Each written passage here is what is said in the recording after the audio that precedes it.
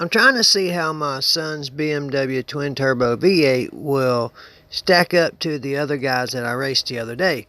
So I'm going to race this first round the same way I did the other day and see how much ahead of me he is.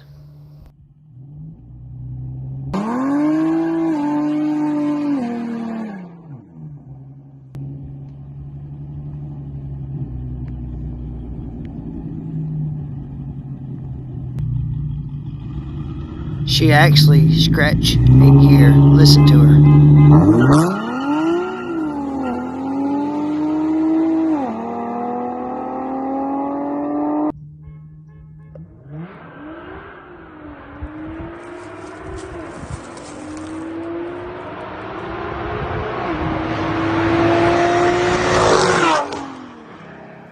Okay, on the second race, I raced the way I should have the other day.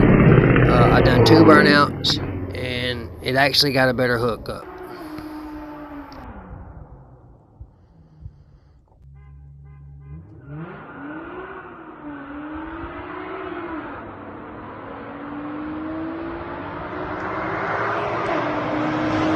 This is actually what I call a photo finish. Check it out. Slow motion looks so much better.